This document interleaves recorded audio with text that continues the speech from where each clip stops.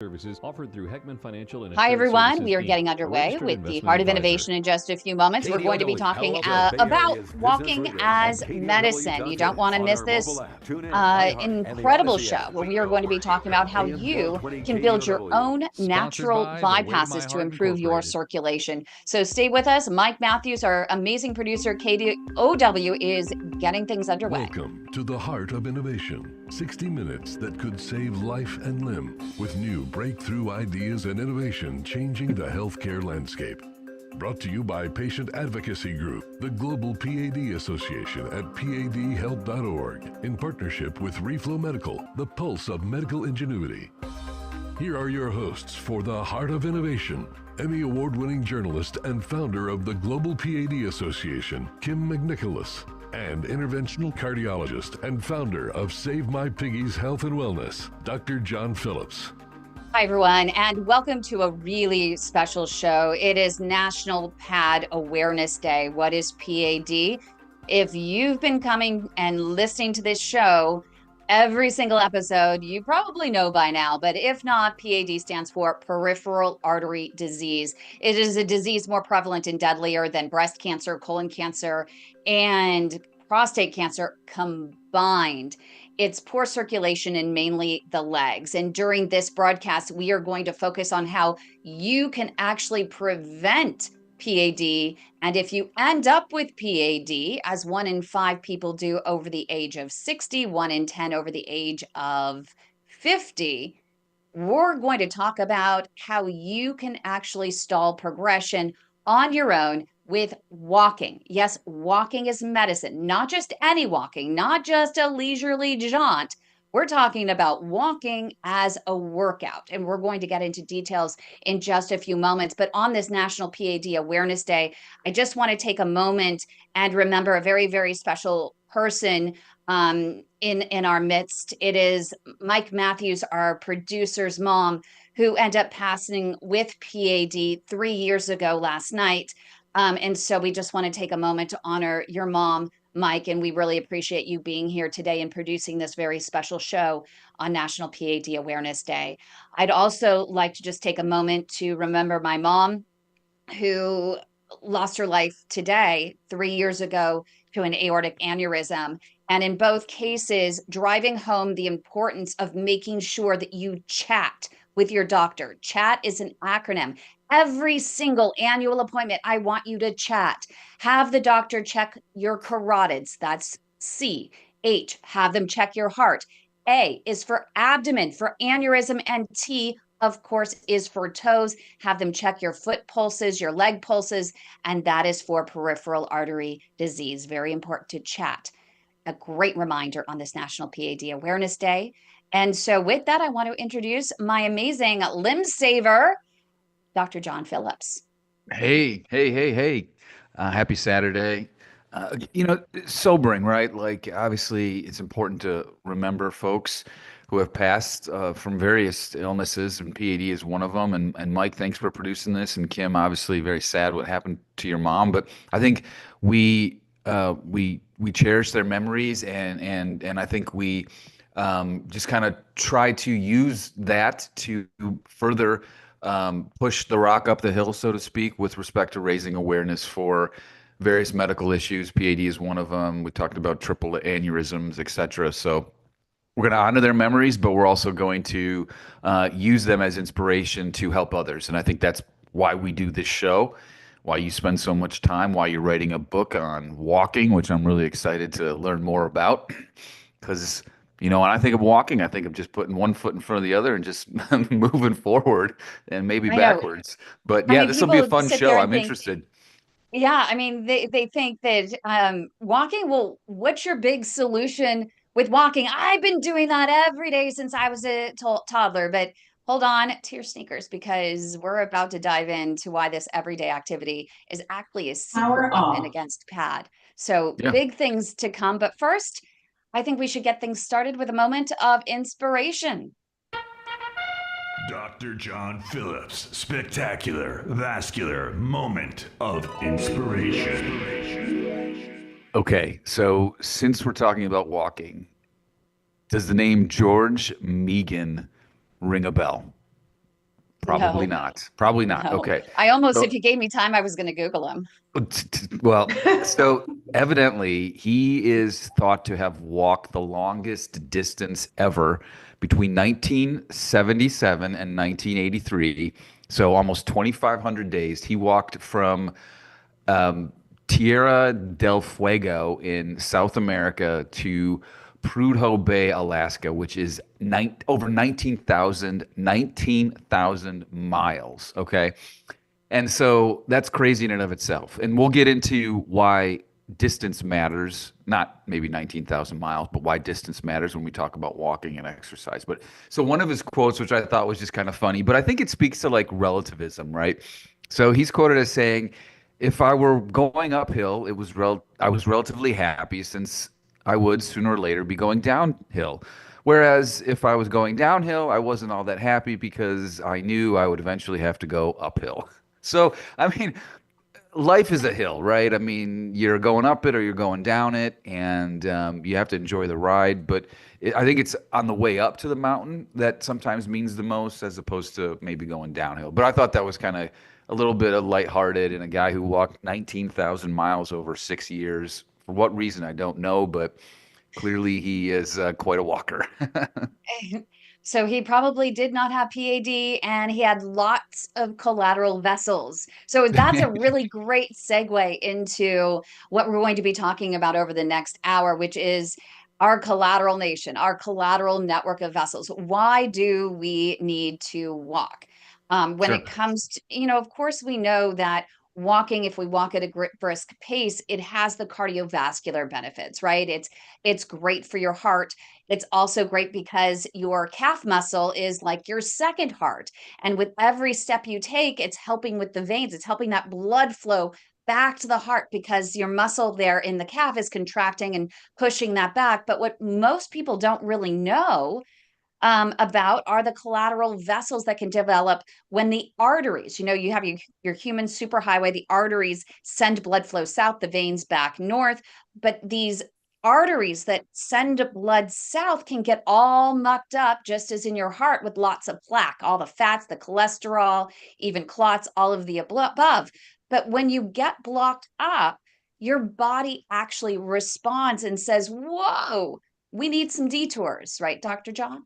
Yeah, so it's kind of interesting. Like in the heart, for example, people that survive a massive heart attack have often developed. So they'll have an underlying blockage that maybe it's like, I don't know, 50%, and when the heart attack occurs, it blocks 100%, and that's obviously a life-threatening issue.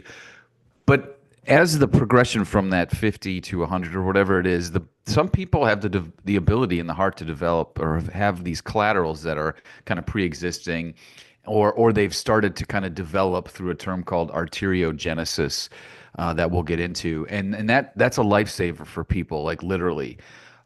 It's those folks that are running and just drop dead from a heart attack that don't have these collaterals. In the PAD world, collaterals are huge in the sense that they're kind of like that bypass, nature's bypass, that way to offload that blockage and help people continue to keep the leg perfused, getting good blood flow, and then ultimately just adapt to that blockage and further, kind of allow them to walk or function at a pace that they may not have been able to do so prior to. But again, it's all about conditioning. It's conditioning the muscles and conditioning the arteries, so to speak. Yep. And so coming up right here on the Heart of Innovation, we're going to talk more about the physiological mechanism of collateral vessel formation. We're going to talk about just the very basics of the chronic reduced blood flow due to those blockages, the angiogenesis or the arteriogenesis process that Dr. John was mentioning. Also the stress, shear stress stimulation that helps in this formation, the hypoxia induced factors. You don't want to miss what we got coming up, because we're going to really inspire you to walk. And we're also going to hear some patient stories. Some patients with PAD who started walking, they were inspired by a video that we shared with Dr. Anahita Dua. And she really inspired some of these people to walk and grow their collateral vessels. And I guarantee you will too. So stay with us right here on KDOW. Don't go away. Leg health can indicate risk for heart attack, stroke, and I was really long-winded. Sorry. No worries. Then I hear Cullen's voice. Yes, Colin stays with us through this wonderful commercial. Oh, fantastic. Okay, so where should we? You want to bring us? go- You can bring us back. Do you want to bring us back and ask a question, and I can fumble my way through it, and we can talk about the process of angiogenesis. We can talk about anything. Yeah, I was thinking that if we go by let's just talk about the basics, and then we're going to go into, I think in the next, say, if we have time in this one, we can, but maybe in the next one, we can go into the just claudication, right? But I can transition into that as soon as we get through, but I think there's a lot to talk about. Can you talk about the hypoxia-induced factors, the temporary, the oxygen deprivation? Back in 1 minute. In the muscles and such? Okay. So let's just go through, each of the ones. So let's just talk about the very basics of the physiological mechanism of action by which these are formed. And that's just the reduced blood flow, right? Yeah, I mean, so basically what happens, as I understand it, is you create, so the reason why a blood vessel will, kind of, well, I like to say it kind of will perk up. These little vessels are out there, and they're really not recruited because they're not seeing the pressure gradients that they would see because they're just small. And like when you block a bigger vessel, that shifts the pressure, and then these arteries kind of all of a sudden have to wake up. And there's this thing called shear stress that they have. Oh, go ahead, Kim. You bring us back. 3455 800-875-3455. AM 1220 KDOW. Welcome back to the Heart of Innovation. For more on today's topic, go to theheartofinnovation.org. That's theheartofinnovation.org. Once again, here's Emmy Award-winning journalist Kim McNicholas and interventional cardiologist Dr. John Phillips. Hi, everyone, and welcome back to a very special show on National PAD Awareness Day, where we are talking about the best medicine. It's not surgery, it's not interventions, it's not a pill that you take, but it's something that you can do anytime, anywhere, and it is walking. You can walk to improve your circulation. And we're going to talk about in this next series here about the physiological mechanism of action by which collateral vessels are formed. These are your natural bypasses. These are your little lifesavers. They're your little limb savers as well, because your body has this collateral network of vessels that pretty much lays dormant. You can barely even see them with a CT scan with contrast dye, right, Dr. John? If the arteries are completely open, it's when the arteries start to narrow, and they're looking for, with every step you take, every movement you make, a way in which they can get that blood flow down to the tissues, the muscles, and your toes, your nerves, to keep them moving, to keep them going, to keep them nourished. And so, number one, you start building these vessels the moment you start reducing blood flow, correct? Yeah, so the way I understand it is that these vessels they exist. So they're already, they're already little branches from a main artery, and so it's kind of like looking at a big tree, which I'm staring at because they're barren, because it's 35 degrees here in Columbus and raining. And so the trees in my yard have no leaves on them, and I look at their branches, and it's kind of as though if you looked at, so the little arteries are the tiniest branches, kind of like way up, as towards the ceiling or the canopy. And what happens, the way I would describe it is that imagine a creek. And so you've got a creek where there's water kind of running throughout that creek, and it's at a certain clip. Well, if you threw a bunch of rocks in that creek, the water would divert itself somewhere, and it would probably find a tiny little crevice in the ground, and then that crevice would kind of break open with the pressure from the water, and it would get bigger, and then the water would reroute itself. And that's kind of what the collaterals do. It's recruiting known pre-existing blood vessels that weren't seeing a pressure gradient and therefore not really perfusing much, but they're there and they're laying dormant. And there's a process of several steps that occur through this creation that then allows these vessels to kind of plump up, so to speak, and then take over. They're not, again, it's getting from point A to point B is a straight line for the most part, and so you're taking multiple turns basically. So it's not the best route, but it is a route, and that's why people will look at you like, well, your artery's blocked 100% in the thigh, but you've already, rerouted things, and they're like, that doesn't make any sense to me, and that's how I explain it to them. The beauty of the way we're built is these collaterals. Yep. And so what is that formal name for this process? Is it, you call it arteriogenesis or angiogenesis in terms of the ways in which these blood vessels actually dilate and, as you were saying, they grow like tree roots. And I've talked to a couple of vascular surgeons who hate when I say that they grow, but how else do you describe how they're able to end up, building out and literally attaching themselves or reattaching themselves back into a vessel just below where the blockage is in the artery? Well, again, it's I call it recruiting. So they're kind of laying dormant. They're actually, they're getting blood flow to some degree, but when you change again in that stream, you block the flow with a big rock, and then the water branches out, and then it kind of starts to create a divot in the ground, and then it allows more water to flow. That's kind of, those divots are there, those little arteries are there, and it's a function of, so for example, I did an angiogram on a patient who had all three. So in the leg, not to get too far into the weeds here, but in the leg, the artery is pretty much a tube until it gets behind the knee, and then it branches off into three other smaller arteries that then get into the foot and create a little loop.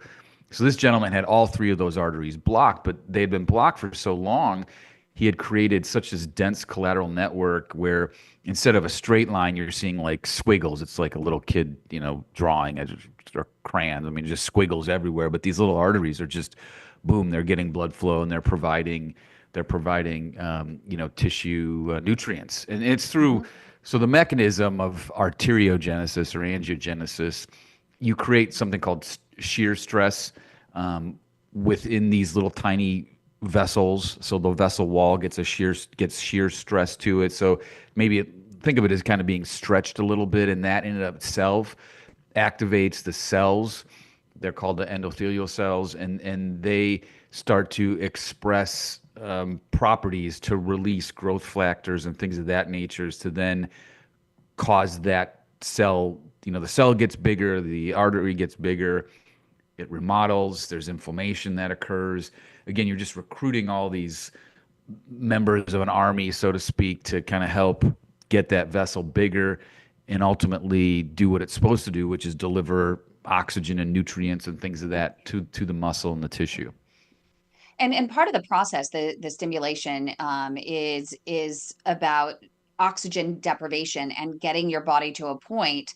The stress kind of triggers the collateral vessels, but also that stress on your muscles can actually teach your muscles to do more with less. And that's part of like pushing through, right? Pushing through, trying to take one more step. And it creates this oxygen deprivation in the muscles that helps them to adapt. Is that correct? Right. That's the term that I would probably use is ischemic. So ischemia is lack of oxygen, lack of blood flow, ischemic preconditioning. So the heart, for example, is a muscle, right? And the theory that people can do okay with multiple blockages in their heart arteries is because the heart itself gets preconditioned to this lack of perfusion and blood flow, which was reduced oxygen, things like that, and nutrients. The heart adapts, and the muscles in the thighs and in the calves and in the arms, if there's blockages up there, they can adapt to it. And I mean, people, again, with lots of blockages, they're not running marathons, and neither are folks that have, in the heart, they're not running marathons, and neither are folks that have significant PAD for the most part in their legs, but they're adapting to it, and they're able to continue to have pretty good quality of life. if they walk appropriately, which I assume we're going to get into at some point here in the Yeah, future. I think it's about time we talk about that elephant in the room, or should I say that ache in your legs. That's right. The C word claudication, right? I know what Yeah. you're thinking, though. Finally, we're going to talk about how to make this pain go away through all these collateral vessels. If I have all these collateral vessels, then why do I have the pain? Well, hold on to your socks because we're about to flip the script on how you actually view this discomfort, I think. But first things first, Dr. John, I think we need to break down what claudication actually is. And this, I don't know if you know, but the word actually comes from the Latin claudicare, which means to limp. It's that ache, Yep. cramping, or pain you feel in your legs when you walk, of course. So for many people with PAD, it's like having a little personal rain cloud that is following you around and raining on your walking parade. Yeah, I mean the term I call it angina of the legs or whatever the extremity is. But basically it's described as cramping, aching, heaviness, tiredness with exertion.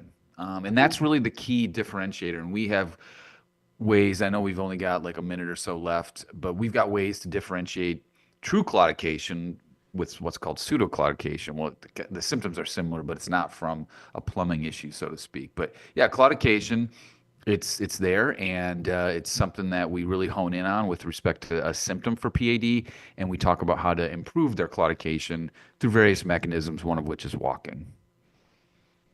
Yep, exactly. And so coming up right here on the Heart of Innovation, we're going to talk more about this pain that you experience when you walk called claudication. And I promise you, you will no longer look at it as the enemy. It might just become your new best friend in the fight against PAD. And I know that sounds crazy, but stick with us right here on the Heart of Innovation, right here on KDOW, because we're about to uncover a secret superpower hidden in your discomfort. So stay with us. 3 years ago, my symptoms started with leg pain. So you want to start Back in in? You 3 want to minutes. talk about waking up those sleeping giants? Sure. But I do want to spend, and like I think you want to do this as well. I want to spend a little bit of time talking about what it means to walk, like truly walk in an exercised, focused fashion, as opposed to, well, I get 10,000 steps in, I work, because a lot of my patients, I ask them, do you exercise? And they say, oh yeah, I'm active at work. One gentleman, he works at Amazon warehouse and he's walking around there, but that's not like true focused walking or deliberate walking, in my opinion. Yep. I think that might need a little bit of teasing out.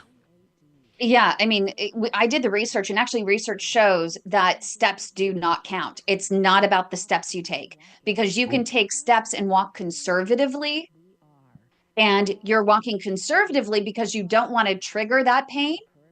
And sometimes you don't realize that you're walking slower than you normally would because you don't want to feel that pain. And that's Right. not doing you any good. Right. Yeah, I think that makes sense to Care talk about about steps. Yeah. So I'll do whatever you want.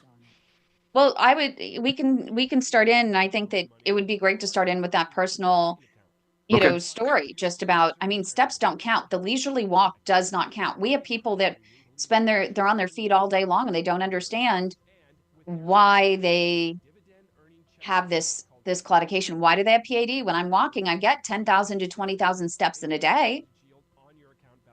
Right. I'm going to try to find an analogy to that if I can, because it is very important, because that's not exercising. And folks always tell me, well, I'm active at work, and the whole like start stop thing doesn't count. You have to, from a heart rate standpoint, you have to increase your heart rate enough to where you're actually doing something aerobic and stressing things. And that's usually, we break things down in exercise levels of zones, or at least that's what it's thought of. And so a certain heart rate range is 1 a minute. zone.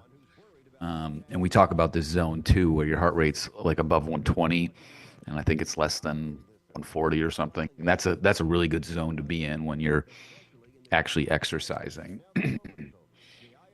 Yeah, I mean, the intensity is what really matters. It's almost like when we talked about the microcurrents last week, and they were talking about why a TENS device I gotta works to get get rid some of. of that. I gotta get a microcurrent.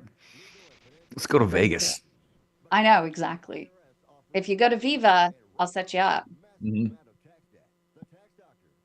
Did you go to Vegas? Yeah, Did you go there? Okay. yeah, yeah. Like just to meet him, or just like Just to were get you in the were you in Vegas for a reason, or just for that?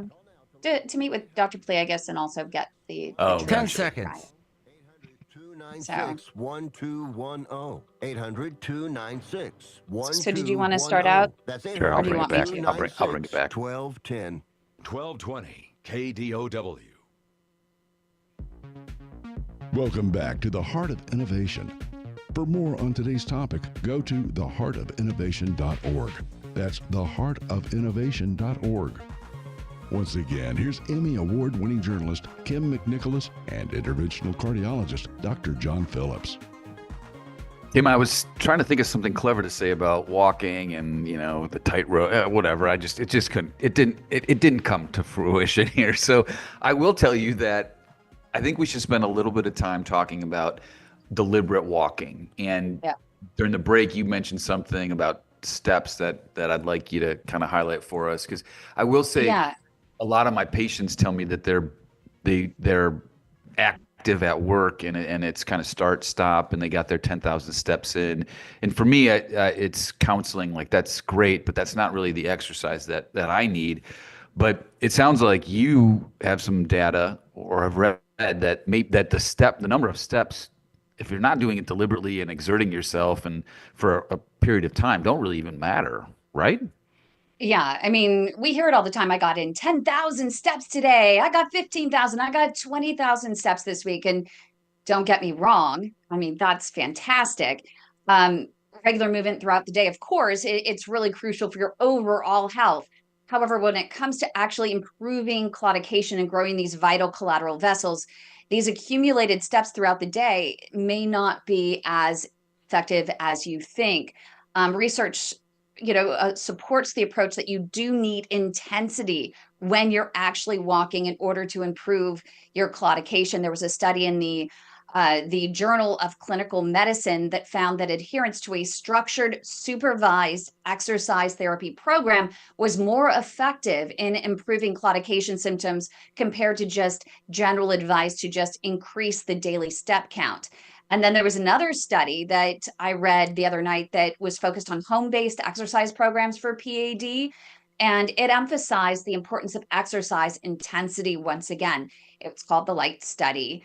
And it found that low intensity walking programs, which did not induce ischemic leg symptoms, you mentioned that earlier, were significantly less effective than high intensity programs that really push the patients to the point of claudication.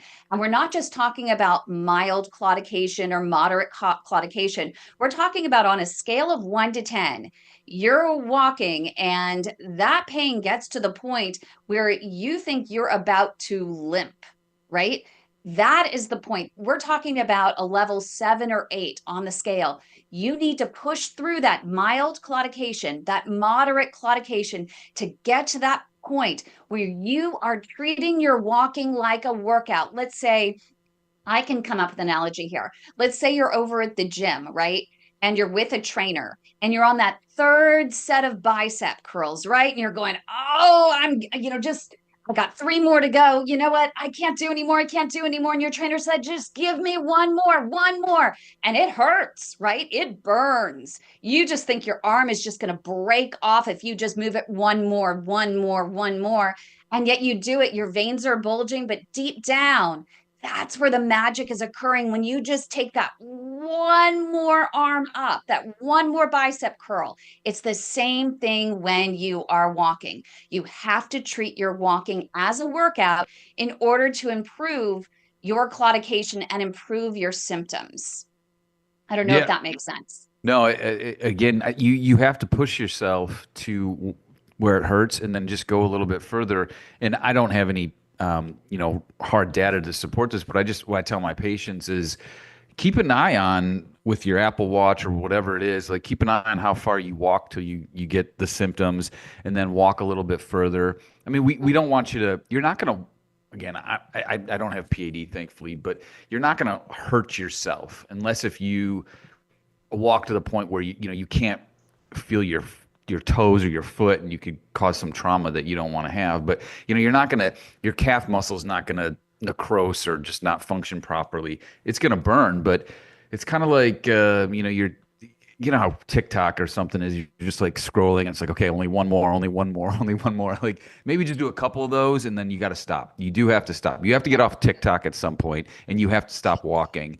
But you've got to keep pushing yourself. And I tell my patients, keep track of it. And I think you guys have an awesome walking app that they could use. Yep, we do. But you have to keep track of it, because that in and of itself, we could talk about these dopamine hits in the brain, and like the dopamine's a very powerful neurotransmitter. It gives you like this sense of euphoria and things, and those are positive reinforcers, and you feel good about what you've done. So then you want to go do it again and do it again and do it again, and it becomes addictive. Honestly, it's like brushing your teeth or doing some type of habit that you do every day. Exercise needs to be an addictive habit. Yeah. And it really is about your mindset to push through that pain. And it's been a game changer for so many patients. When I say, really think about it, when you're in the gym and you're lifting weights and you're doing those bicep curls, you're doing those leg lifts or leg presses, you push the limits, right? You expect the pain. You expect to push through the pain. And if you take that mindset out to when you walk, you could literally push through that pain and be so successful. And we've had so many success stories. But the key is you want to start slowly. Begin your walk at a comfortable pace and give your body a chance to warm up. Don't just jump right in there. Okay. And then once you start cruising to that discomfort, keep walking until you feel that familiar ache or pain. And this is your body saying, okay, we're in that growth zone now. Here we go. But instead of stopping, just keep going. Aim for that level 7 or 8 on a scale of 1 to 10, or a level 3 to 4 on a scale of 1 to 5, right? It should be uncomfortable, but not unbearable. And you're really revving things up at that point. Now, if the pain gets that severe at a level 7 or 8, or a level 3 to 4 on a scale of 1 to 5, then just take a brief rest, just to the point where you think, you're doing okay. You don't have to get rid of all the pain, but just get rid of most of the pain to the point where you can start walking again. And as Dr. John said, it's not about the steps you take. It's about tracking the moment you start feeling that pain, and until that pain gets so bad it forces you to stop. That's what we call claudication time. That is so important. That is probably the most important thing that you're going to measure, because it's between those two moments, the onset of pain and that point in which that pain forces you to stop. That's where you're doing the work. That's where you're maximizing the collateral vessel growth. So on our app in particular, if you go to padhealth.org, you can navigate to where you can sign up for our app, which helps you to measure your claudication time. But secondarily is you want to measure that time from the moment you start to the moment you rest. And those two times should literally improve over the course of time. It's not going to improve day to day, but it's going to improve week to week. And Dr. John, by 6 to 8 weeks, I think that that you're going to really start to see that improvement. And that's where, if you actually did a CT scan with contrast, you'll start to see that collateral development, right? Yeah, I mean, you can see the larger vessels, but to your point, this is a commitment, and you have to be all in to get to that. I mean, it's there's this notion of some people stop developing whatever habit it is. They might stop it because they plateau. There's like this latency period, but it's kind of like water boils or freezes at 32 degrees, right? It doesn't freeze at 33. For whatever it is, it's got to get to 32. So you've got to get to 32. And we talk about PRs in weightlifting or whatever, like personal record. So get a PR in that time frame of walking when you get the claudication to when the pain becomes unbearable. And I do also say too, like when we talk about pain scales 0 to 10, I say 1 is very, very minimal pain, and 10 is a hippopotamus eating your intestines. So that is a really significant amount of pain. So I always kind of grade it that way, because a lot of people are like, oh, that was 10 out of 10. I'm like, no, that's not a hippo eating your intestines. That's maybe like a 6. I don't know why I picked a hippo. And on that note, coming up right here on the Heart of Innovation, we're going to get to some questions. We have quite the studio audience here. We might even get a couple patient success stories. How walking is the best medicine and has changed the game for so many. So stay with us right here on KDOW. Don't go away.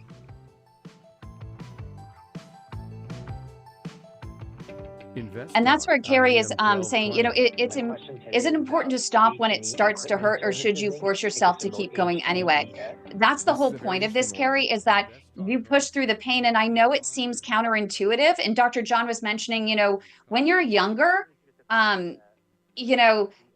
it's, you're often told when you feel pain, you might have pulled a muscle or you get a cramp due to dehydration or any sort of mineral deficiency. But in the advice at that point is usually you got to rest and you got to recover. And that's because those types of pain often indicate actual tissue damage or an acute issue that needs immediate addressing. However, the claudication pain is really fundamentally different, than back then. And understanding the difference is crucial. If you've been diagnosed with PAD and a doctor tells you your PAD in your pain, that claudication is due to the poor circulation, particularly the arteries, then you know that you need to walk through it. 1 minute. Right, Dr. John? Yeah, 100%. I mean, you have to have pain is real, right? I mean, that's your body sending a signal, from the tissue to the brain, like this isn't normal. So you have to have that diagnosis of PAD, because we don't want you to have some type of pain that if you don't know what it's from, I mean, it could be serious, right? But if you have the diagnosis of PAD and you know what the symptoms are and you've kind of worked it out with your doctor, yes, you've got to elicit the claudication, walk through it a little bit, stop, recover, etc., and then build on your personal 10 record seconds. Walking.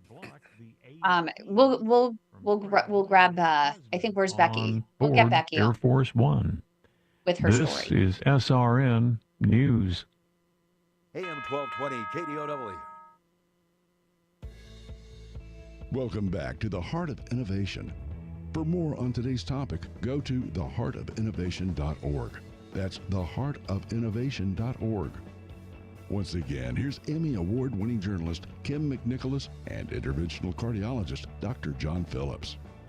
Well, I think folks have heard enough of me talk. Probably not Kim, but nonetheless, let's get to our studio audience, because we got a lot of folks out there, and I imagine there's some interesting questions that we might be able to help answer. And we did have a couple come in actually during the break. One was from Carrie where she says, okay, so you really have to walk through the pain. And then Julie has followed up saying, hey, we shouldn't stop, right? We got to keep walking through that pain because that's when we maximize the collateral vessel growth. And I want to give her some props because she also mentioned that she started feeling some real pain at 1,000 steps and she was able to push through to 2,500. And that is amazing. You have to start where you are. And I know that there are walking programs that are out there that actually say, okay, you got to actually get 30 minutes of walking in right away. So if it takes you 90 minutes, if it takes you more time to actually get those 30 minutes of walking in during that session, then that's what you got to do. And I say, whoa. That's a little overwhelming because you have a lot of people that are being diagnosed at later stages and they can barely even walk 5 minutes. So to tell someone that they need to sit there and devote 90 minutes of their day to try and get 30 minutes of walking in that time, it's just not realistic. So the way that we look at it is start slow. Ultimately, your goal is to build up to 30 minutes. If you can already do 30 minutes, try walking at a faster pace, a more brisk pace during those 30 minutes. And then if you can do that, go to 45 and then to 60, at least 3 times a week. But again, start slow, okay? Set your timer for 30 minutes and try to get in as many steps, as much walking as you can in those 30 minutes at a brisk pace. I don't care how many times you stop, especially in the beginning, but over time, I promise you it's going to get better. And I want to bring in Becky because she is going to attest to the fact that over time, it does get better. Right, Becky? You can go ahead and unmute. Yes, ma'am. Thank you for joining us. So you saw a video by Dr. Anahita Dua, who is an expert in walking. She's a vascular surgeon out of Mass General in Boston, Massachusetts, actually where you are right now. And tell us about what was going on and going through your mind and the symptoms you were experiencing before you watched that video and what happened after. I thought y'all were crazy. Why? I thought y'all Why lost your crazy? mind.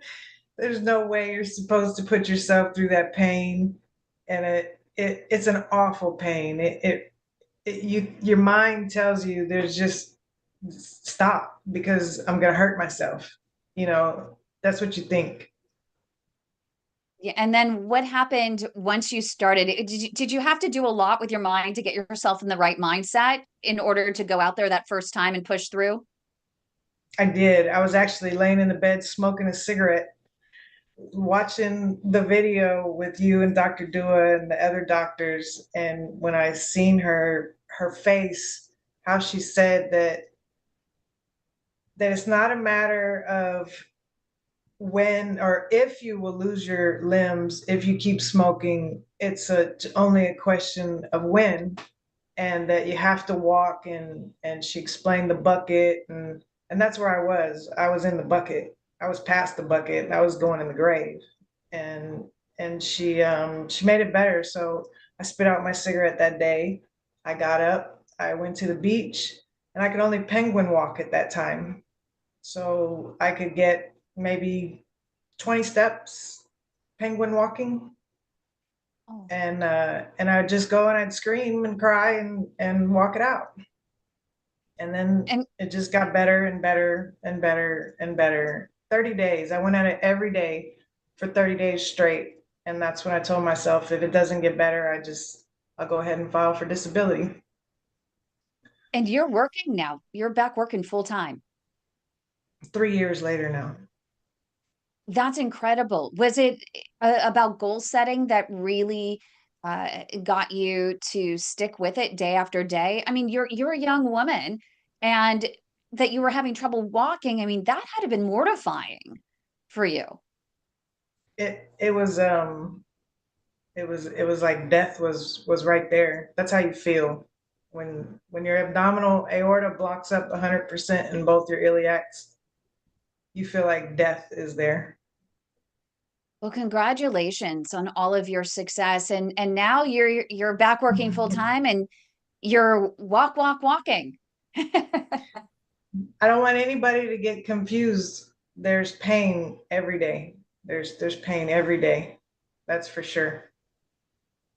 But I think Becky, you gotta push it.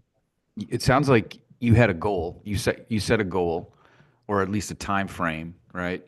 And you kept pushing towards that goal. I think it's important we talk about having habits of good, successful people have certain habits. One of them is like begin with the end in mind. So figure out what your end is, and then reverse engineer to get there and create goals. It's important to create goals. We talk about with tobacco cessation, patients need to set a quit date. I'm going to quit February 23rd or whatever it is. And so you work up to that. You have to work up to a goal. Everything in life is working up towards a goal. And like Megan said, you got to climb the hill, and then you get to go down the hill, but then you're going to climb another hill. I mean, like, that's just the way life is. This is a race.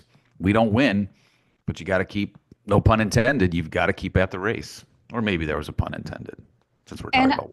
We're getting a question in here from Kay on LinkedIn talking about what happens when all of your main arteries below the knee are completely blocked. Can your legs survive on these collateral vessels, and what does it take?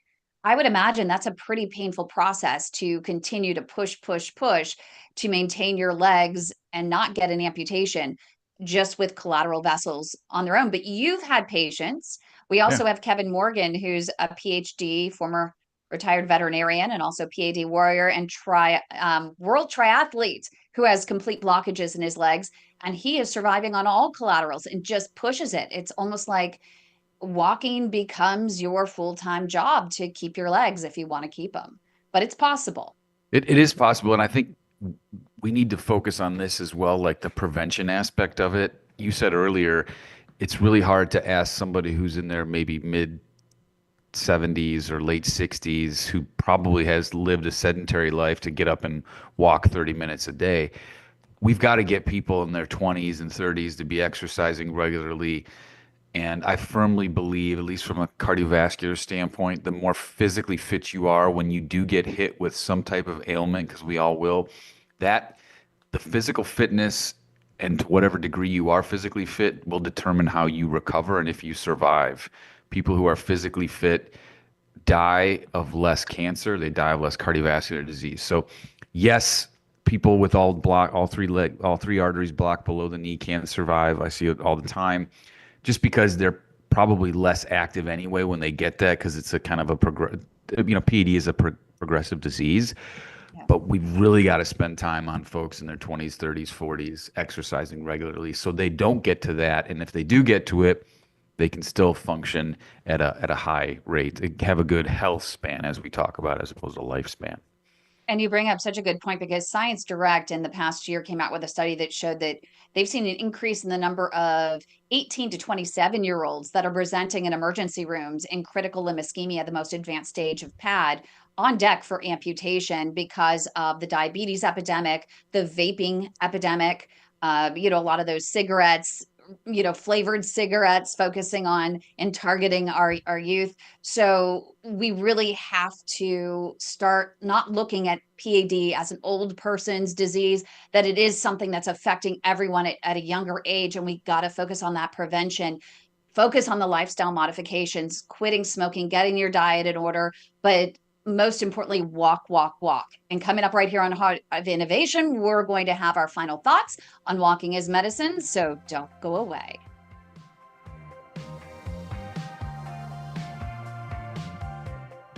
"60 Minutes that could save life and limb." The Heart of Innovation. That's our show. So we have a good question coming in, John, and this is one we get a lot, and it's really concerning for us. A lot of patients, if you have to stop walking for a time for illness or something, or you end up with, and this is why I know this sounds really bad, but I hate when patients have to get bypass or something that's going to, even for their legs, where it keeps them in bed for a longer period of time. It's great for the one leg to help improve their blood flow, but then the other leg it sits there and suffers because it's not moving, for several weeks. Right. And so that one gets progressively worse. So, if you do end up where you end up with 10 a cold, seconds. Shoot. Marjorie, we're going to ask your question because Dr. John, we got to put him on the spot. Okay, ask it. HAGAR.group. 1220 KDOW. Welcome back to the Heart of Innovation. For more on today's topic, go to theheartofinnovation.org. That's theheartofinnovation.org. Once again, here's Emmy Award-winning journalist Kim McNicholas and interventional cardiologist Dr. John Phillips. Hi, everyone. Welcome to the show. We are wrapping up our final thoughts here, walking as medicine, driving home this really important point on National PAD Awareness Day. And we have Marjorie that came in with a question here in our live studio audience. If I have to stop walking for a time for illness or something like that, possibly a procedure, do you start from at square one all over again, or are the collateral vessels permanent? If you don't use them, you lose them. We hear as people age, these collateral vessels start diminishing.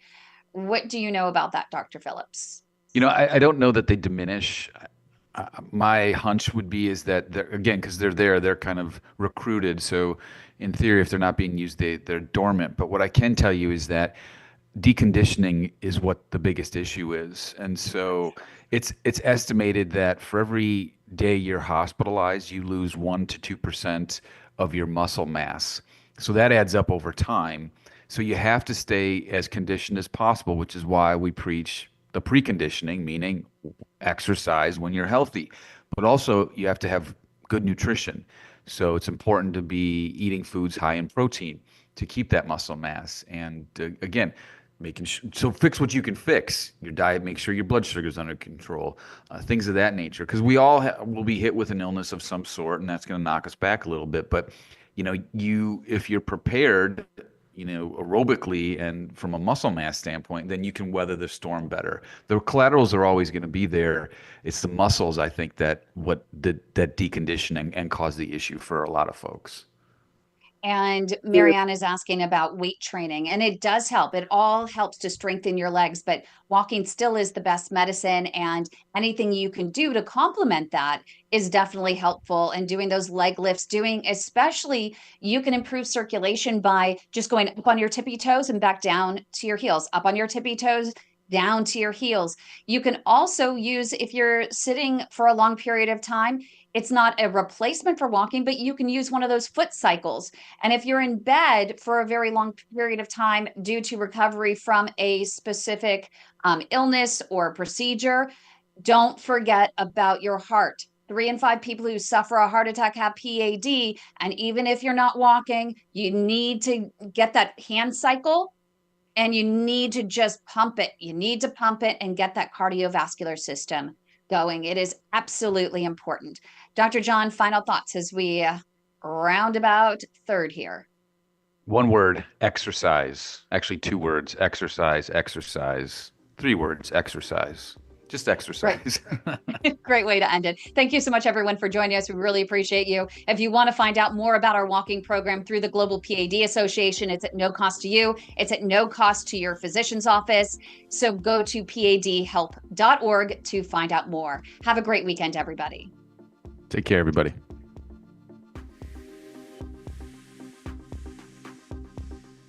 So what we can do, we are still live online. And so if anyone wants to ask additional questions or share their stories, you can go ahead and we are still live online. There are a lot of people that want to be educated, and we can get into, I wanted to welcome, I know, Dr. John, we appreciate your time. I know you have to. I've got 10 minutes. I've got 10 minutes. I'm taking my mother to a West Side Story. So I've got to go. Since my dad died, she's been like, just hard to get her to do anything. So for Christmas, we got her tickets to a West Side Story. I've never seen it. I've heard it's good. I don't even know what it's about, frankly, but nonetheless, we're going. The music is incredible. You'll be what is it singing about? It next weekend. You'll be singing it. Is it what's it about? It's back in the day with you have the 2 sides that are going against each other. Oh, like gangs? The heart of innovation. Almost like gangs, but just different. I don't know how to describe it. Jewish. Isn't it all Jewish? Yeah, but I think that they I almost want to say like Italians versus Jewish or something like that. It's Puerto Ricans. Puerto Rican. There you go. Thank you, Julie. But it's a love story. If you like that.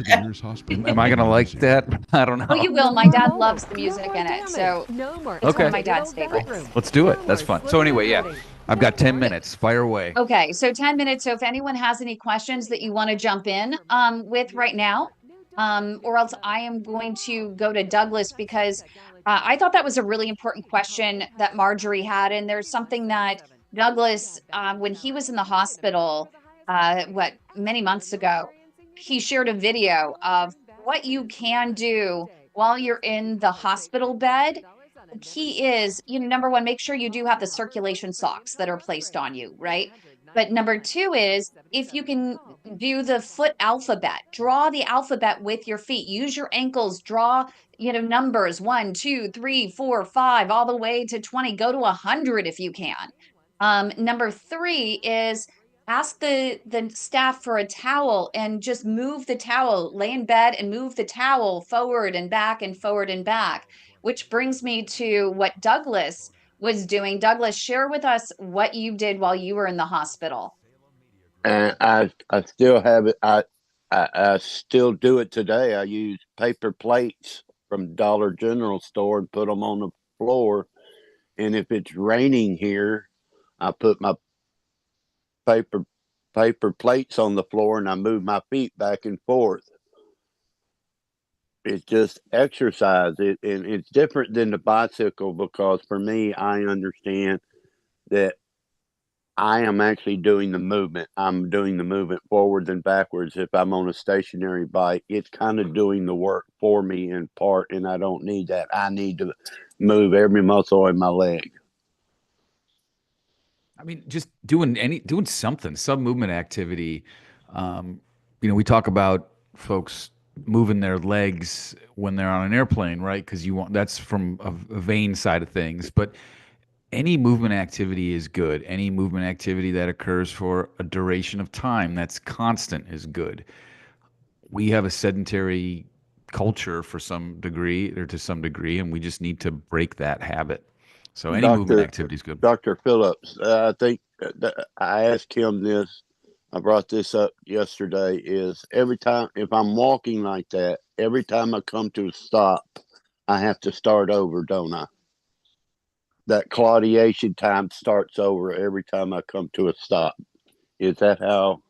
Well, again, the way I look at it is you've got your garden hose, right? And you're trying to, water the flowers that you get right when spring hits and they die within like a week, right? Because I'm a terrible green thumb. But you got to water them, and if you kink that hose, there's enough water that comes out to that's enough water for a little flower. But if you've got a bush that you just planted and you got a kinked hose, that's not enough. And that's the difference between being at rest or light walking versus exercise. The hose is kinked. There's enough blood flow in the kink at rest, but not enough with exercise because the muscles need more because their energy requirements are more. Yep. If that makes sense. It does. And, that's why with our app, it's really important. We only really measure when we're measuring the claudication time. We do ask that you just get in the habit of pressing that button pain every single time you start feeling the pain, just to be in the habit of doing it, because we look at it as, consciously acknowledging it. Consciously acknowledging, it's like conscious walking. You acknowledge the pain and you're deliberately pushing through it as you would when you're doing that workout in the gym. And so consciously pressing that button that says pain puts it in your brain. It's like, okay, now the process begins. Now I'm going to start literally maximizing those flow. Thank you so much, universe, for this pain right now and for this natural process by which my body is now triggering its collateral network of vessels and forming those amazing natural bypasses and acting like tree roots in search of water to reroute blood flow around those blockages. But if you're on our dashboard, we only measure the first one. We only actually log the first one that you do because it's pretty consistent throughout your walk. And we want to get you actually having the onset of pain later. And then we want to get you to the point where that rest stop that you have to take is also later. So let's say your claudication comes on when you first start this process. Almost right away, you hit the button pain, and maybe at 2 minutes, you're like, this really sucks. I think I'm going to fall. I'm grinding my teeth. Yeah, don't get to that point. You need to stop, right? Stop and rest. Don't be discouraged. Hang out, sit for a few moments, listen to your favorite song, whatever it might be, observe a bird flying by, or watch something on the TV, right? If you're doing it in your house. And then start going again. The moment you start feeling that pain, even if it's right away, press that button again and go, go, go. I'll guarantee you by the second week, if you're doing this every day for a week, even just 5 days a week, the next week when you start doing it, your claudication time, it's not going to be the onset at 30 seconds. It might be the onset coming on at 45 seconds or a minute, and you're able to push it for literally an extra few minutes. Even if it's just an extra 30 seconds, it doesn't matter. You're starting to improve. You don't compare yourself to other people. That's really important. Everyone gets diagnosed at different levels. Everyone has different risk factors that are leading to and can affect where they're at, in terms of their stage of PAD. You focus on you, and the whole goal is improving. You may never run a marathon. That's fine. But the whole goal is to be able to live out your daily life and not have pain when you go to the grocery store or play with the kids or the grandkids. We had Dr. John Sid, who was on just a few weeks ago, who shared with us that 2 years ago, he couldn't even walk 500 feet at Disney World. And this year, 2 years later, after starting where the doctor had told him amputation was his only option 2 years ago, he started our walking program. And 2 years later, he was walking 5 miles at Disney without any pain. That's awesome. really what you want. And that's the power of walking as medicine. I mean, we talk about food as medicine, walking as medicine. We need to be better in our society of preventing this disease. And if you prevent it, then you can avoid a lot of these complications from it. But yeah, I mean, set a goal. That's what I would tell you. Set a goal that's attainable and thoughtful. Write it down and hold yourself accountable to it, and you'll get there. But I tell you, the 6 inches between your ears is a very powerful organ, the most powerful organ we have. So you got to leverage that as well. And Marianne is asking, is the pain only calf pain? Can it be at the bottom of the foot? It can be calf pain. It could be foot pain. It could be thigh pain. It could be buttocks pain. Right, Dr. John? Yeah, I mean, so if you look at your body where the pain occurs at a level, one level higher than where the blockage is. Okay, so if, these are my legs. All right, so here's my knee. So if you've got blockage kind of down here, oftentimes you get pain up in here in the thighs. And it's the same thing. If you've got blockage in the aorta, which is the big vessel, or the first two branches, the iliacs, those symptoms occur in the back, the buttocks area. Oftentimes, the blockage it's telling you where it is, right? So, and that's how we can kind of localize it.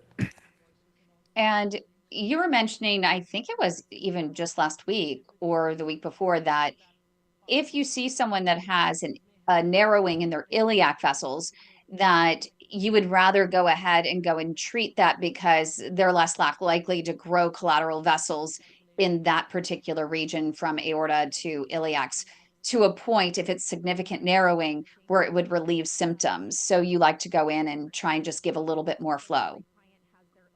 Yeah, there's a couple of reasons. It's a huge vessel, and the durability of that procedure is very good, and those stents stay open for really, really long. I've got patients that have had stents for 10 years and they're open. It's different.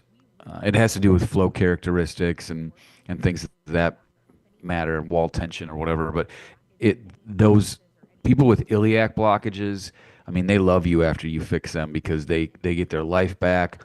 Because imagine that buttock back pain that you get that just is really, it's often misdiagnosed. We've talked about this before, like making sure your doctor is assessing your pulses, because I've had numerous patients who have had back surgeries and stuff when in fact it's not their back, it's arterial issues.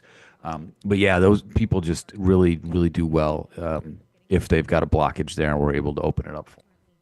How about for some of those people? So many of our patients, Dr. John, and one of the questions that came in was about the fact that so many have back pain, back issues, sciatica pain, and that makes it really tough to walk. And that's where we have a physical therapist that came on, and he usually comes on Wednesday mornings at 8 a.m. Pacific time, 11 a.m. Eastern, to answer questions on our YouTube channel, youtube.com/at the way to my heart. And that's Dr. Chris Sina, and he's a doctor of physical therapy or physiotherapy. And he is saying that, especially for those people with back issues, that it can be a little bit harder, especially for the uphill. So make sure that you maintain a flat surface if you do have those issues. Number one. Number two is get a referral to a physical therapy department to start working on those stretches, to work on traction, to work on strengthening your lower back and building those muscles around there so that when you are walking, it's not going to cause you as much pain and suffering, and you're going to be able to walk further to improve your PAD. But that's what he said. I'm curious from your perspective. I'm sure you have patients that have come to you and said, I can't do it because my back is, I have so many issues with my back, so I can't walk. Yeah, again, I think first and foremost, you try to differentiate between what's causing the issue with the patient. Is there some musculoskeletal problem, spine problem, or is it actually PAD? We have ways of differentiating that through testing, but some folks have both, and that makes it a little bit more tricky. But again, I think weight loss too. A lot of folks, they're saying in 2050, like 50% of all Americans will be obese. So you've got 360 million people. I don't know how many adults, whatever that is. That's staggering and scary. And so our bodies are not meant to have, us guys, we get our obesity in our abdomen, and that's a lot of stress on the spine. And like that's our bodies aren't meant to hold that much weight. So again, I keep harping on prevention, but that's really where this narrative should take us. And it's never too late for anybody to lose some weight, get healthier. But yeah, to answer your question, I don't know, it was long-winded, but I mean, yeah, if your back is really that bad, then you've got to look for other. I tell people in the sauna or in the pool. So swimming is good if you can do that. It's hard. A lot of people don't have access to pools, particularly in the wintertime, but that's probably a good alternative. And biking too, for some reason, I'll tell people say I can get on a stationary bike. It doesn't hurt as much. So do that. I mean, figure out, Mother Nature's pretty smart. She'll tell you when you can do something or when you shouldn't do something. Listen to your body. But also know that pain is there for, pain is kind of good to some degree because it tells you that, all right, you're doing enough where it's making a difference, but it also is enough to tell you to stop. But you need to know all exercise is fantastic, whether it's swimming or water walking or cycling or even rebounding. I've heard people improve some of their circulation doing that.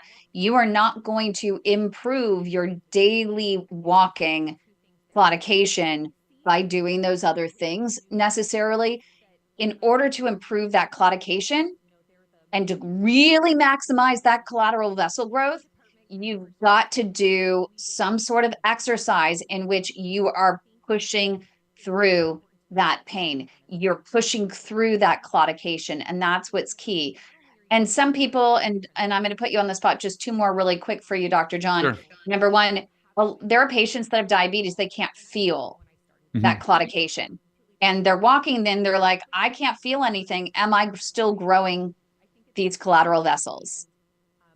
A lot of the folks that I treat or see that have peripheral neuropathy, that's the term we use. It's typically in the feet themselves, not necessarily in the calves as much. So you have to be cautious, right? Because you do not want, that's why you go to a podiatrist, right? If you have diabetes and peripheral neuropathy, you go to a podiatrist regularly, have them trim your toenails, have them do a foot exam, wear, good shoes, make sure I see a lot of people that have poorly fitting shoes that have a ulcer from that. Good socks. I mean, it drives me nuts when I see patients come in and they're in flip-flops and their toes are exposed and they can't feel them. But yeah, you're still developing those bipad, the collaterals. It's just you don't really, you just can't necessarily sense it, but they're there. The biggest thing with peripheral neuropathy and diabetes is make sure you protect your feet. We've got to save those piggies. Me too. And my final thought for you, Dr. John, that I'd love for you to comment on, because I think this is really important, is when it comes to the point where walking is not improving your symptoms over the course of a 3-month period, that's where you really, 6 to 8 weeks, you should see a little bit of improvement. By 3 months, you should start seeing a pretty significant improvement. And if you're not, and you're actually backtracking, or it remains to where this pain is lifestyle limiting, or it progresses to the point where you start having rest pain, those Charlie horses that wake you up at night, or hope to God that you don't have a wound that won't heal. But if you do, that's the time for a procedure. But I want to drive home the point. There are literally 2 reasons to have a procedure, right? It's the whole thing is to get you that much more blood flow to, number 1, heal the wound, and 2, give you a little bit of relief so that you can get out walking to grow your collateral network of vessels. Because it's not a matter of if these procedures are going to fail, whether it's an intervention or a bypass or an endarterectomy, even where they scrape out the plaque manually. It's a matter of when they're going to fail. And the whole key for these procedures is to get you immediate blood flow to trial to heal the wound and to give you that much relief so you can get out and walk, and grow your own natural bypasses. So when your arteries do reblock, when your bypass does block, ultimately the goal is that you will have created enough collateral vessels that you won't need to keep this revolving door of procedures going. Am I right? Yeah, I mean, so people that have peripheral arterial disease without a wound, meaning they don't have limb ischemia, there's a pretty well-defined treatment algorithm that we use. Reduce their risk, get them on certain medications to help reduce their risk, start the walking program, medication, cilostazol or Pletol, which can help improve walking distances, reassess. And like I've said this before, I'm the coach, you're the quarterback. We'll give you some plays, and here's the playbook. You can exercise, run pass option, so to speak. But I do tell patients, like, let's try the conservative method first. If this doesn't work, we can do an intervention. But typically, once you've had one intervention, you're going to have another one. If you have an ulcer or critical limb ischemia, that's a different ballgame. We've got to get you some better blood flow to help heal that wound, to prevent further tissue loss, to prevent minor amputation, to prevent major amputation. So 2 different buckets. But again, if you have a physician that you trust and they're thoughtful and that you can work with them, they'll help you along, and they should reassess things. If the walking's not helping, or the medicine, the Pletol or cilostazol is not helping, it's time to let's look at another play, and maybe that play includes an intervention or surgery. But you got to be honest about it. You got to really give it that good old try. There are a lot of doctors still, you and I talk about it all the time, that end up intervening too soon on what we call intermittent claudicants, the early stage patients or the early stage of lifestyle limiting claudicants. And if that means when you walk, you start to feel a pain, when you rest, it gets better. We're not talking about advanced stage, which is defined by the wound that won't heal, the rest pain, those Charlie horses that wake you up at night. Like, that's a whole other ballgame. You need a procedure. It's these earlier stage, as long as it's not impacting your daily job and you're going to get fired, you need to really take into consideration, or at least take to heart, like, you need to make these changes and that they do make a difference. You don't want to jump in too soon for a procedure because, as Dr. John says, it's going to lead to another procedure. And we've had several patients who have come to us and have said, oh, my doctor's ready to intervene. And I'm like, well, you're able to walk 10 minutes without pain. Why are you going to go in and have a procedure when walking can make a really big difference, right? So don't be afraid to say to your doctor, hey, am I going to lose my leg tomorrow if I don't have a procedure? Can I try a regimented walking program? And they can go to padhelp.org. They could sign up for our walking program and get a dashboard to monitor you at no cost. It's easy breezy. But really don't be afraid to stand up and say, hey, doc, I'd like to try walking in medicine first. And I'd like to try making those lifestyle changes that are critical. And I think that's so important, because if you don't stop smoking, if you aren't in a habit of walking, and if your diabetes isn't controlled, it's almost a moot point, right, Dr. John, to have these procedures, because they're just going to block up sooner rather than later. Your blood becomes, thick and sticky when you're smoking. It becomes thick and sticky when you have diabetes and your glucose isn't under control. And so I have so many patients that will come to me and say, I'm in so much pain. I need a procedure now. And I'm like, but you're still smoking, and your blood's just going to clot back up right away the moment you leave there, the moment you get off. I've been in a procedure where the patient was a smoker, and the doctor had just cleared out the arteries, closed them back up. And the moment they got him back out in recovery, blocked right back up again, had to send him back in and redo the whole thing. And so it's really important to get those lifestyle changes under control before you actually go in and have these procedures. But I want to give my my love to Dr. John, and thank you to him for being here. I know he had to jump off, but I want to open it up to anyone else who wants to share a little bit more. We have Marcia. Go ahead and unmute. I had a question for Dr. John. Sure. And he had to jump off, but sorry guys, my internet's dead. Yes. Sorry. But I forget where I was there, but harping on Marcia something. has a question for you. Yes. Evidently, I was on cilostazol early on in my diagnosis, but I don't remember that at all. And my family doctor just recently put me back on it, like maybe a month ago. And in the beginning, I was like claudication free. Of course, I do walk a lot, but now it's kind of starting to creep back in. And I was wondering, can you up that dose or take it twice a day? Or is that harmful? So the dose that has shown to be clinically effective is 100 milligrams twice a day. Okay. Okay. So But- taking more isn't better. No, 100 milligrams twice a day, because the rate limiting step for most people is GI upset, diarrhea. You can get some palpitations as well. I would say if you tolerate it, that's great, because it probably will help your symptoms. And Up actually, to 50% of people don't tolerate it. What's interesting is nurse practitioner Deidre Arms, who's one of Dr. John's patients, heart patients, came on recently and said that ginger is a vasodilator, which is what cilostazol is. So if you want to add something to it, what is the harm of adding, some ginger capsules or additional ginger into your diet, right? Something to talk to your dietitian about. But yeah, I know awesome. that once she told me that, I boosted mine. More ginger, the better. More ginger, the And better. not the Thanks so redheads. much, John. All right, guys. Cheers. Have a great weekend. Thanks, everybody. You too. Bye. I wanted to call in Douglas. Go ahead and unmute. I wanted to thank the ladies in the group because I learned something yesterday from a doctor here in Houston, and he put out a video about stilettos.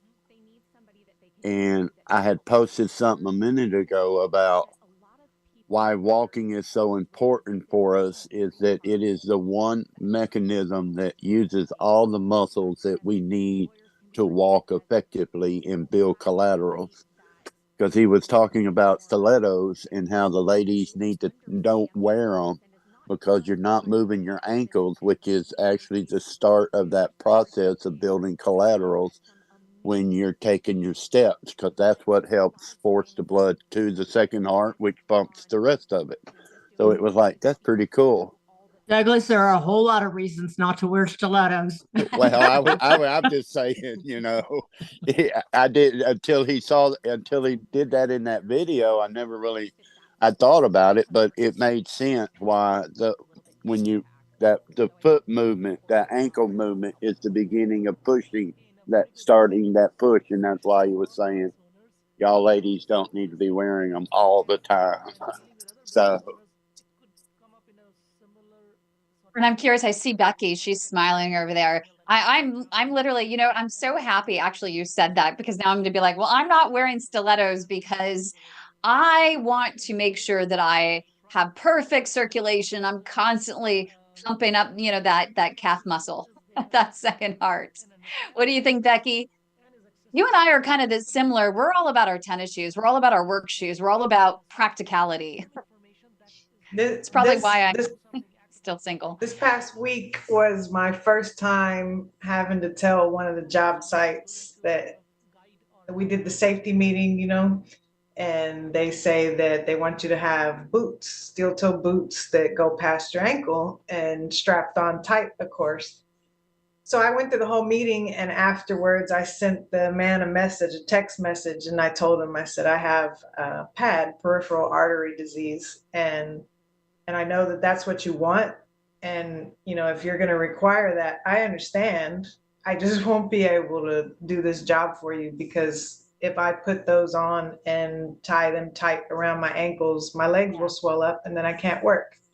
So I wear the Timberland Pros, and, they have composite toe, they're fireproof, punch proof, electric proof, slide proof. They have all the good bells and whistles too, but I just can't wear the others. And he let me stay. That's good. Sometimes you have to advocate for yourself and see if there are any adaptations that they can make, especially when it comes to a job, right? And that's really important. I'm so proud of you for doing that and standing up. I'm so proud of you for all you do. I mean, I don't know, you just amaze me. You are a force to be reckoned with. But Josh says, but are they cute? But are what cute, Josh? The steel-toed boots or the stilettos? I mean, I know. That's one thing we need to think about our shoes. What about our socks? Well, the socks are really That too. important too. We don't talk And those about are what, socks enough. yeah, you and Kevin Morgan, who wrote the how to deal with the crippling pain of PAD. It's a book that's available on Amazon. Really interesting to follow his work.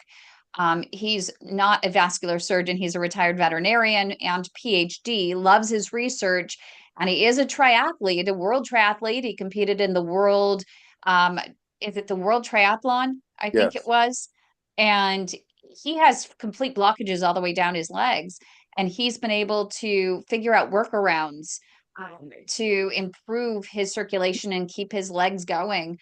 And he shared just the other day, swimming, how he lays on his back and kicks his legs and he spreads his toes out, and that strengthens the toes. And we didn't really talk about that as much here, except for saying that you need a wide toe box.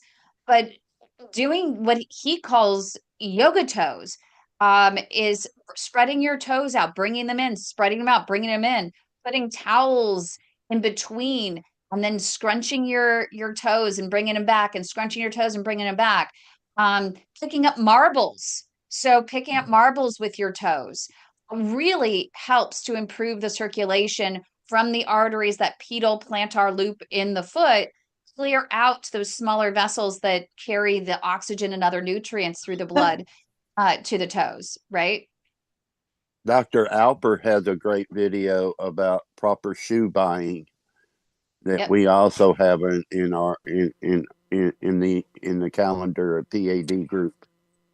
Yep, youtube.com/at the way to my heart. You can find all of Dr. Alper, Dr. David Alper. He's on our board of directors. He's on the American Podiatric Medical Association's board of trustees. He's also an advisor to the American Diabetes Association's PAD Alliance. And most importantly, however, he is on our board of directors for the Global PAD Association and a trusted advisor as well. And he has done these footnotes. It's a series of videos in which he tackles some of these important topics, and you can find those on our YouTube channel. And so make sure you subscribe to our channel and get all of these really important videos and tips. Hey, And Douglas? I think all of us in here want to say something to you. We want to thank you for the walking app, because Aw. it has made a difference when we use in helping us walk from where we started, where I started like 5 years ago, where I'm at today. So if y'all haven't joined the app, think about joining the app. It's a great app. It works great, and it's a real help for inspiration. And we want to say thank you for creating that for us. You're so welcome. Yep. It's available in 7 languages. It's available globally. And it's the only app that's available where you yourself can take your health into your own hands and be able to walk on your own time and be able to improve your progress in your own time. It's the only one that is available that measures your claudication time and your time to rest. That is what is most important. I don't care about your steps. Stop counting your steps. Start focusing on your claudication time and your time to rest. That is what is most important. As I said in the beginning of the show, if you can get to 30 minutes of walking without stopping, push it a little bit more. Walk at a more brisk pace, right? Turn that walking session into a full workout. And if you can make it to 30 at the safest pace possible, that is brisk, then try 45 minutes. And then if you can make it to 45, then try 60. You only need to do that 3 times a week. Of course, the more is better. But if you can do that at least 3 times a week, you're going to see a drastic improvement. And then along with that walking, I know walking can get boring, but you can then do your water walking, you can do your swimming, you can do your rebounding, you can even do a little running if that's fun for you, not fun for me. You can do some cycling as well, do the foot cycling, Miss even just move Kim. the plates while you're sitting there. watching TV. Yeah, also everybody in here, wherever you live, I'm sure you have a walking group or a running group where you live. And I joined the running group here. I don't run, but they allow me to walk their 5Ks. And the group in Houston does it. There's a group in Dallas. So if you can join your running group, and that's a good way to stay motivated and keep walking forward. Kim? That's true. That's a good point. Yes. Can I add something to what you just said, or Sure. maybe get your opinion? I understand what you mean by like to really help build collaterals, we need to walk continuously through the pain. But somebody who's doing 15,000 steps a day, they might not be building great collaterals, but that person versus somebody who's sedentary, at least they're up, they're moving. So, I mean, there is benefit to getting a lot of steps because you're not laying on the couch if you're getting that. Right. What do you think talked about that? So I've been doing research because we are writing a book. And it's going to be a 150-page book. And we are sorting out literally any question you guys are asking. It is so important. I'm developing this book based on your questions. So I want you to all know that your questions are literally going to be answered. They're driving this book because I want you to have all the answers you need and the support you need in order to be able to thrive. I'm tired of people going to the internet and searching, and there's this organization, USA Vascular, that keeps showing up the top. Anytime people Google peripheral artery disease, that they're going to be dead in 5 years. That is just not the case. There is so much you can do to literally live a normal, high quality of life with PAD. And it all starts with this walking. Now, you were mentioning just the step counting. So I'm just going to read you the chapter in the book if you want. Sure. It's step counting versus dedicated walking. Here's what I wrote. Let's address a common misconception that many PAD warriors face. The idea that simply getting in a higher number of steps per day will improve claudication. Now, while it's true that all movement is beneficial for overall health, that's what you said, Marcia, right? It's beneficial for overall health. When it comes to actually managing PAD and improving claudication symptoms, it's not just about the quantity of steps, but the quality and the intensity of your walking. So here are 3 reasons why dedicated walking sessions are crucial to improving your symptoms. Number 1, intensity matters. Those casual steps you take throughout the day, walking to the mailbox, strolling through the grocery store, or puttering around the house or on the golf course, it often does not reach the intensity needed to stimulate collateral vessel growth. Number 2, the duration of the effort. Short bursts of walking, even if they add up to a high step count, do not provide the sustained effort needed to really challenge your circulatory system and promote that adaptation that I've talked about. Your muscles need to learn how to do more with less, right? And if you're pushing it through your workout, then in your everyday life, you're not going to have that claudication pain when you've slowed down into a normal standard jaunt.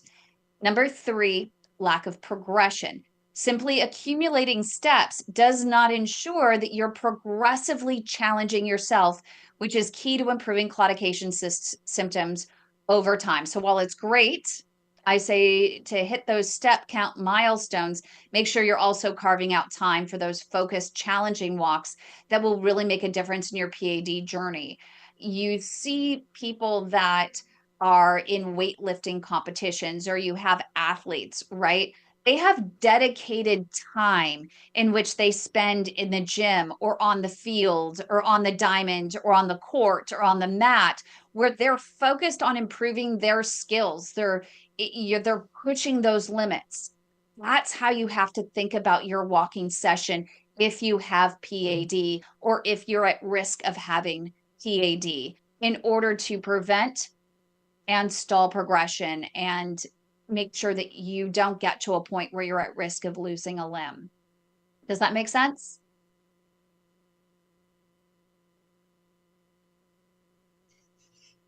Whoops, we lost you, Marcia.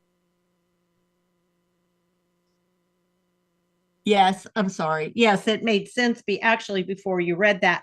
I guess what I was saying is I understand that casual walking doesn't build collaterals, but it's still doing at least walking and getting a lot of steps is better than laying on the couch.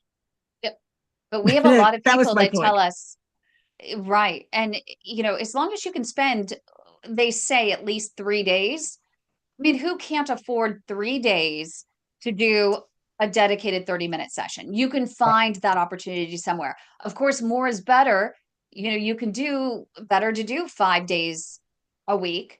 But at least if you can set aside those 30 minutes 3 days a week, Right. that's truly powerful. But we have people that tell us all the time, I don't understand. I'm on my feet all day. I work in a warehouse. I'm walking all day long. Right. Why do I have PAD? Well, number one, you may smoke. Number two, you may not eat, particularly right. Three, you know what? You might have not hit the genetic lottery. We all have those issues, right? I have heart disease in my family. We have colon cancer in our family. We have aneurysms in our family. I mean, we have autoimmune conditions in our family. And sometimes, you kind of hit the jackpot, right? But there are ways in which you can improve your prognosis and improve any sort of symptoms if you are actually exercising and you're dedicating that time to figure out ways in which you can improve that prognosis, right? Yeah. And I think that is so important. Go ahead, Douglas. Let's see, my leg are 30 minutes walking. Yeah. And That's you know a what, given. Douglas, I know everyone sees you in the group so much, and I hope that people don't take, what you do or say for granted, because most people don't know your whole story. And when they see you promoting walking, and when they see you, your posts and trying to motivate others and seeming positive, that's only helping you as well. Like, you're posting to hold yourself accountable and to also motivate yourself. You've come a long way. You've had every single bypass, I think, on planet Earth, that's even possible. And they told you there was nothing else that they could do. And you push yourself every single day. You take that extra step. You take that extra step. You take that extra step. And so while it may seem that life comes easy to you when you're posting, on your page or in the group, you're fighting for that step and that next step and that next step each and every walk, correct? My walking now, I spoke to my doctor. My graph is really giving me a fit the last couple of weeks when I'm walking, but I'm still walking. I push through, and yes, it hurts, but I push through because I like my legs. I don't wear stilettos, but I like my walking boots. So I want to keep my walking boots, I want to keep my tennis shoes. I'm building a tiny house. So yeah, life does not look the same as what it did when I was 30, 40, or 50. It doesn't. But it's still life today. It's living life. Life is a journey and adventure, isn't it?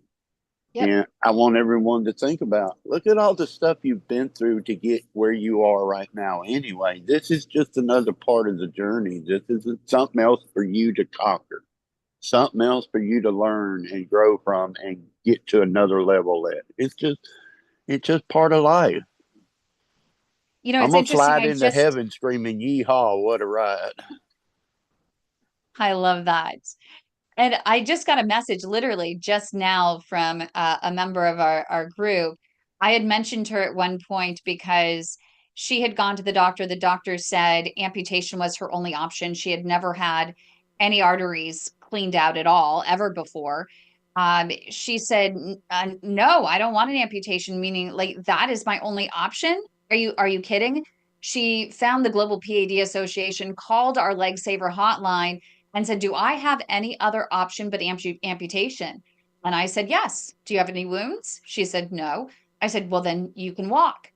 And she started walking and getting that habit of, kind of pushing herself. She could only walk 15 seconds when she first started, and then she have to rest. And, at 10 seconds, she was literally pushing to the pain, to the point where it was so severe that she had to rest, right? And she ended up getting just one clean out. She had severe calcium, but she had one clean out. And the doctor that we ended up sending her to said, I am only doing this procedure. It is not going to be durable. I am only doing this procedure to give you that much more blood flow, to give you a little bit of relief so that you can walk a little bit further and a little bit faster so that you can grow your collateral network of vessels. She did. She got the procedure. She got on our walking program. She started pushing it along with doing her rebounder, her trampoline. So when she would walk, she would get to the point where that claudication would force her to rest. She would get on a rebounder and she would start bouncing. She would jump. When she felt better, she would start walking again. And she was so proud of herself that 6 months later, she went to the original doctor because she was so excited to share with him how good she felt and how she didn't need the amputation, that she felt like she had hope for the first time in a matter of a year. And the doctor said to her, I don't think you ever needed the procedure. I don't think you need to walk. Those collaterals aren't going to last. You're going to need that amputation anyway. So why delay the inevitable? She was walking. She was improving. She was feeling good. But the diagnostic said that she still had these same blockages, that it blocked right back up. There was no point.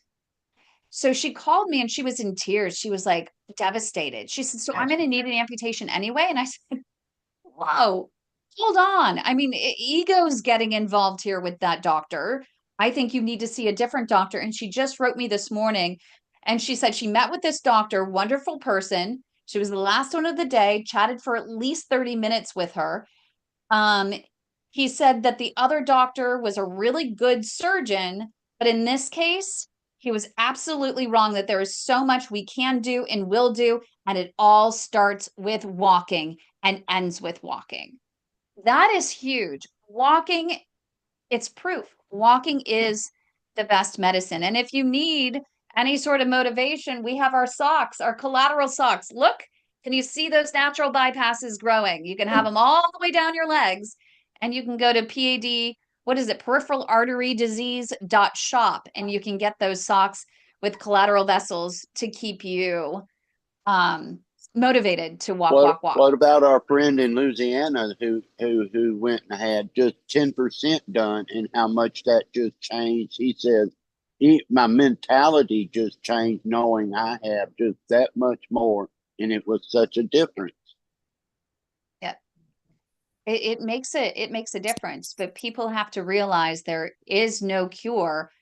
Walking is the best medicine. And I don't know, I maybe it's not a cure, but it could certainly improve your quality of life if you just walk. I mean, Becky, you're also proof of that as well. I mean, getting back in the past 3 years and getting back to working full time and thriving. And not to say there are ebbs and flows. It's not going to be perfect every single day. It's just like when you're working out at the gym. Someday you can do more, some days it's less. Sometimes your muscles are fatigued after a big workout the day before, so maybe you walk less the next day. Maybe you lift fewer weights or less of a weight. It's just, things are ebbs and flows. We always hear that when it's cold outside, people feel as though, or when it's about to rain, people feel as though they can't walk as far or walk as much, right, Becky? But it just ebbs and flows. The cold is horrible, right? Horrible. But I think Marcia nailed it on the head. She really nailed it on the head about at least getting off the couch is the psychological aspect of that for us is so important, and she nailed that on the head. Just getting out and not sitting, because the longer I sit on the couch, the more I get depressed. The more I say, I can't do this, I can't do this, I can't do this. But if I'm up and standing and doing something, that motivation, it just carries on. Well, and Yep. like Dr. John was saying earlier about watching, I forget what I don't know, reels or TikTok or whatever. You know, if you're doing that, it's easy to watch another one, another one, another one. Same with sitting on the couch. If you're a couch potato, I mean, if you're on your feet, you're more likely to be healthy and maybe walk. Walk. I mean, Yep. laying on the couch Exactly. can be addictive too, I think. What are you making, Marcia? I am making, thank you for asking, mushrooms, a big old thing of mushrooms, a great big old thing of broccoli. Now I'm cutting garlic, and I don't know what the meat's going to be, but that'll keep me full for a couple of days, the healthy stuff. Nice. And you bring up a really good point. You got to have fuel in order to, food to fuel your walking workout, which is so important, and making sure you're eating the right foods. So also before you do your walking regimen is making sure you get a referral to a dietitian. And I love that Becky just got her first bottle of the clinically proven healthiest olive oil in the world. It has won that honor 3 years straight. It's actually tested by UC Davis researchers and UCLA researchers as well. And they enter it into the global competition every single year. And they only have a limited amount of the Kalamata, which is the one that typically wins, but they get in throughout the year over at Amphora Nueva. They get in different olive oils. They especially source them to make sure that they have the highest antioxidant or polyphenols and oleocanthols that you can get. And it's to the point where they were telling me the other day that they have cardiologists, vascular surgeons, dietitians, including a world-renowned dietitian, that all have their patients. They give them prescriptions for their olive oil in particular. And so it's Amphora, it was AMPHORA Nueva, NUEVA.com/Marin. You got to get to the Marin store if you want a little extra special discount. Mention the Way to My Heart Global PAD Association, or just say, Kim, we're not getting any kickbacks from them at all. My dad and I started on this process when my dad was on the verge of being admitted to the hospital because he had a very, very high inflammation, and he had fluid around his lungs and his heart, and they couldn't figure out what was going on. And his dietitian said, and she's has her doctorate in nutrition or diet. And she said, I want you to go to this olive oil store, and I want you to start on this olive oil, and I want you to take a tablespoon before breakfast, a tablespoon before dinner. And I want you to get this turmeric extract from, I think it's called Pause, Pause. And it's a special turmeric. And he did that for 3 weeks. No more fluid around the lungs of the heart, no more inflammation. It went back down. I don't know, might have been a coincidence, but for us, we were like, if it was a miracle, who knows? But it's something that we have stuck with. And my dad's been doing it along with myself now for 3 years. So wow. I know. And it's really good olive oil. Can you put the link out there? I'm sure maybe, Josh, would you mind putting amphoranueva.com/Marin?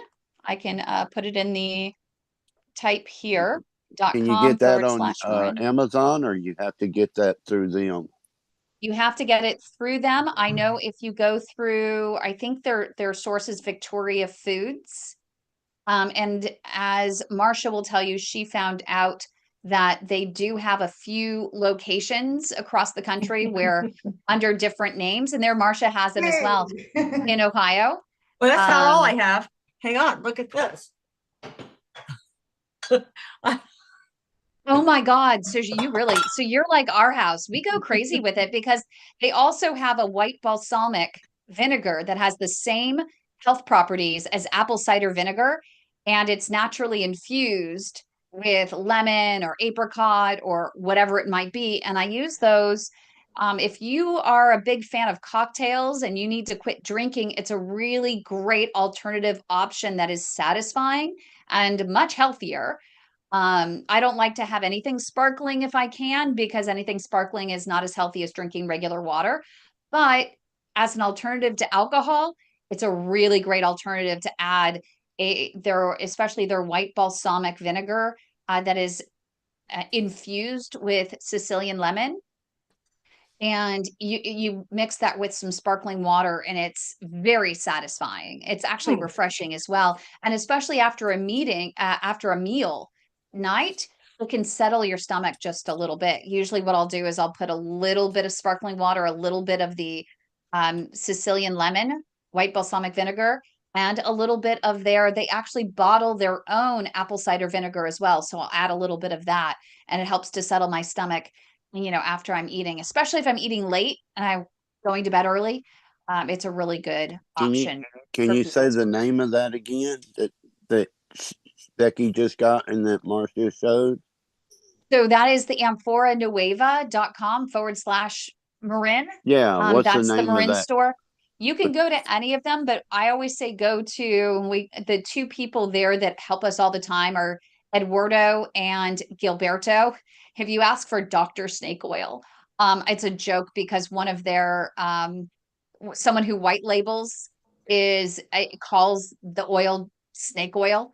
And so they're putting it out there. I don't know where they're putting it out, but it's the same oil that they're putting out under the brand Snake Oil. But it's through Amphora Nueva. So I joke with them that they're Dr. Snake Oil and Dr. Snake Oil DSO Jr. And you can call them. And if you're watching this, make sure that you let them know that you work with the Global PAD Association or the Way to My Heart, and they have a little tiny discount that they can give you. But again, we are not paid by them. We don't get any kickbacks. I pay for all of our oil as well. Well, what I found, Kim, when you were saying that it's Victoria Foods, is that like I can go to my local store, not like a grocery store. It's a specialty store that only sells the olive oil and the vinegars, and I don't have to pay shipping because the shipping, it's heavy. The shipping is considerable. Yeah. So that's why I chose, since I'm in Ohio, to not do that. And it's the same oil. It is the same oil. Yeah. Right. You can get it. So if you go to, I think it was Victoria Foods is where you were able to call them and then find out if there's a local distributor or local shop near you. I know they have quite a few across the US that do get their oil, and they bottle it right there, which is so important. You have to also make sure with olive oil, don't keep it up on your counter. Make sure to keep it in a dark place. You can also tell a really good oil is what color is the container they're in. You don't want an olive oil that's in a clear container. You don't want it to become oxidized. So if you can't get a hold of this oil, I know that there is healthy oil across the globe. Try local. Here are the criteria that we use for determining if you are getting the healthiest. Number one, make sure it's hand-picked olives. It'll say it. They're usually really proud that they have hand-picked olives versus shaking the sugar tree, right? Shaking the olive tree, and then they all drop to the ground and then they're all bruised. No, you don't want those. You want hand-picked olives. You want hand-picked olives from the first harvest or early harvest, the ones that really pack that antioxidant punch. Those are first or early harvest. It will say that on the bottle. Even the ones that you can get at Costco that they white label, you can get the first or early harvest. So first, early harvest, hand-picked, extra virgin olive oil. And that's the stuff that you really want. But you also want ones, if you're going to use it for cooking, ones with a higher smoke point. I call Amphora Nueva and I always ask them, what is the highest smoke point oil that you have that's the healthiest? I always leave it to them because we order ours every 3 months. And because I want to always make sure that I'm getting the healthiest olive oil that they have right then and there, because they don't keep anything past 6 months. So it's constantly turning with what is the freshest, what is the healthiest olive oil. And they'll break down all of the antioxidant levels, the fats, the breakdown between the omega-3s and 9s and whatever else, which are really important to have that balance.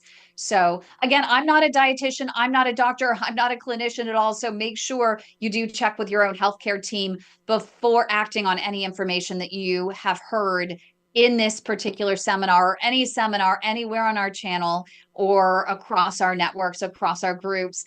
It's really important. But if you want more information, go to padhelp.org. Get a hold of us through there. My email, of course, info@padhelp.org as well. But don't forget to like this video and subscribe to our channel. And I think on Wednesday, we have Dr. Chris Seenan, who is a doctor of physiotherapy, who's going to be joining us to possibly do some demos of some stretches and some other exercises that you can do to improve circulation when you are not walking. So you don't want to miss that. Make sure to join our group, Peripheral Artery Disease. The thing is, no, PAD Support Group.org, padsupportgroup.org, and we always have it under events. You can also go to padhelp.org, and we always have it under events. And then, of course, our YouTube channel, youtube.com/@ the way to my heart. Subscribe to the channel and you'll get notified for all of our events that we have coming up. But I appreciate everyone joining us, and let's